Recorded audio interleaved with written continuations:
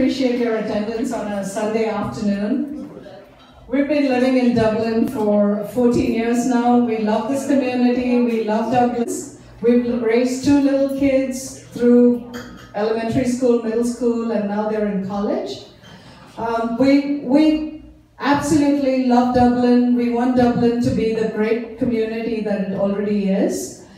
I know there's a few problems, but Dublin will overcome that, and we will work together to resolve those problems. So no surprises here. Thank you for coming for Arun, to support Arun for City Council and of the community. And he's been in the government sector for over 11 years. And he's currently on the Planning Commission as well. I think he shares the same vision as us for the future of Dublin, and he definitely has our support for sure. So, and I hope you all can do the same in November. Thank you. I actually am not used to doing this up in the front of so many nice people. So first of all, thank you. I'd like to invite my wife and kids to join me here. Because a lot of people would say running for city council is easy. It's not, and it's going to get harder. As many of you know, and as Nima and Parag indicated, I've been here a resident for 13 years. I'm a civil engineer, born in Hayward, and Dublin is the furthest east I've ever explored and lived in. I'm happily married, as you can see, for 18 years. 3 beautiful daughters. They're in the school system. So what else do you think is near and dear to my heart? The city means a lot to us, from its values to its diversity, while being one of the youngest cities in the Bay Area, and it's still developing. That means there's a future that can be had. My expertise and diverse background, I feel, will be leveraged to its fullest in my capacity as a city council person. It spans from transportation planning and infrastructure, to city and county planning and engineering, to land development, in-depth knowledge of the environmental process, contract negotiations, many larger than the city's current annual budget. Budget control with fiscal responsibility and transparency. And I've even worked for a tax-based organization where the administrative cap is 1%. So I have a critical understanding for accountability and efficiency, including a complete understanding of the government process and procedures.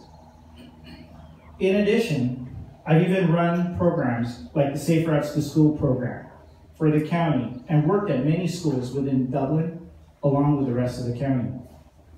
I've trained and worked side by side law enforcement. I've worked with construction crews and labor groups, including unions. I've helped pass critical bond measures at a regional level, not just at a city level. And currently serving as a planning commissioner for over 3 years, often being the voice of technical evaluation and many times opposing the status quo. I've chosen to run for Dublin City Council this coming November in support of others like me that feel a drastic transformation, one of which unites the city from its geographical boundaries. A few key issues which I plan to focus on at the council are to deliver on a sound vision for the city. Many of you know we've been branded as the new American backyard, something that is very minimal in reality to today's new homes. As a result, this means we must and we shall focus on how to make our backyard, our city, the most functional.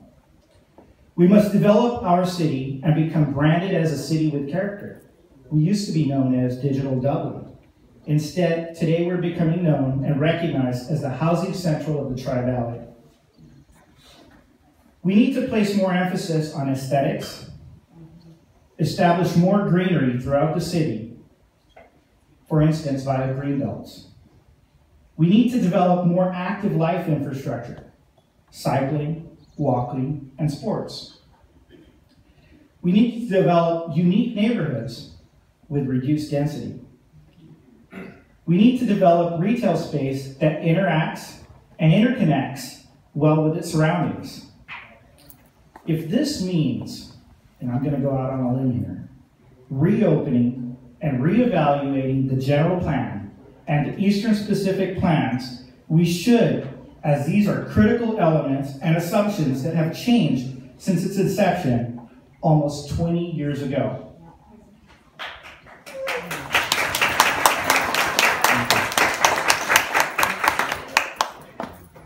Some of the critical concerns identified in the community today are things we've all recognized and seen, and we've been seeing them coming for a long time. One of them, traffic congestion. Did you know the regional traffic figures on Dublin Boulevard will operate at a failing level of service with no alternatives for roadway expansion due to simplistic things of not having sufficient setback requirements for projects being approved? Did you know Dublin Boulevard will become a regional bypass route to adjust congestion on the freeway? How can this be mitigated? One solution. Technology combined with traffic signal interconnection, and there is funding that exists since this is considered a regionally significant corridor.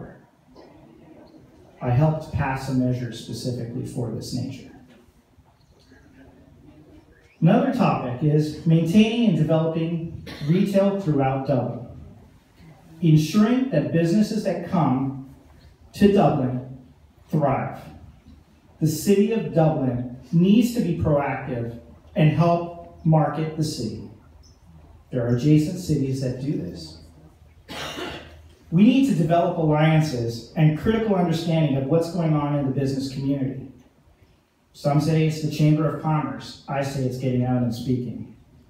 We need to reach out and provide assistance to budding entrepreneurs.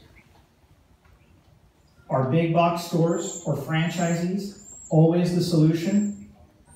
Does that develop a welcoming and unique city? What's wrong with today's retail? Having spoken to many interested in doing business in Dublin, there are challenges trying to find and identify viable space while paying premium rates higher than adjacent cities. Many of us know what's going on. There's magnet stores that are critical and their placement is essential, but where? In an upcoming proposal of a big box store that is currently being proposed, and one that's in a peak retail area within Dublin. But I have some critical concerns, and so does the community. Is it aligned with our vision, and does it match the city and community's desire? My personal concerns. Many of you have asked for me to state my opinion, and I won't state it specifically to that specific project, but I will tell you one thing. It is traffic congestion, it is aesthetics, and it is additional socioeconomic impacts created as a result. Another critical component which many people in the community are aware of is I'm very focused on safety. I mentioned to you that I was part of the Safe Routes to School, and I've also mentioned to many of you that I've taken engagement with the law force. So what does that mean? Crime rates up? Do we sit back and watch it? I think there needs to be improvements that are made to law enforcement. And we need to update our way of thinking. We need to ensure the safety of the residents comes first. If that means increasing the budget and headcount, so be it. While being strategic, we need to implement it correctly. And this is something that needs to be done now, and not after a tragedy. Planning the remaining developments. What do we need to do better? Everything does not need to be housing. For instance, a recently approved project that had a housing component, which I specifically voted against, was isolated and situated across a major thoroughfare. It was not adjacent to any other housing.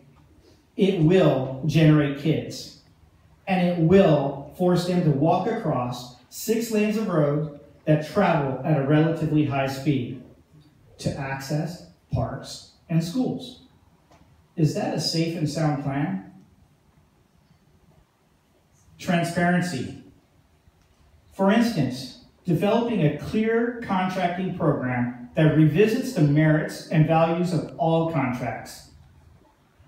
For instance, every 5 years, contracts should be competitively bid out.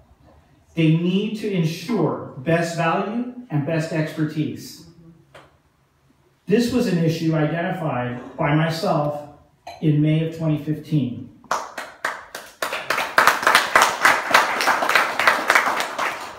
It highlighted some of the critical issues in our contracting processes and practices we are recently facing. And we're currently facing upon a project or revenue shortfall projected for 2020 and 2021. How can we continue to let this happen?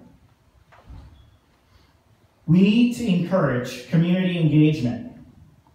Feedback from the community should be considered welcome, as we as a community can and will deliver better projects with options that are considered. We need to address concerns of insufficient infrastructure. Okay, hot topic, schools. Although we at the City Council can't make it an issue and can't address it directly, there are steps that can be used to pause the progress until necessary accommodations are made. Recently, there was a senior project brought forward. I opposed it. I believe senior facilities need to be developed, but they need to be developed correctly, adequately, and properly placed to ensure the safety of our seniors. Our transportation network needs further enhancement. This is a passionate topic for myself. And it's not just for automotive, but it's for all forms of transportation, including bike, pedestrian, and public transit.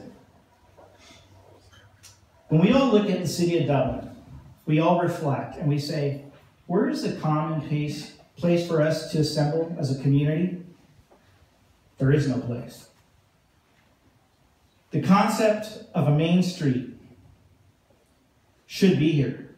We were promised it.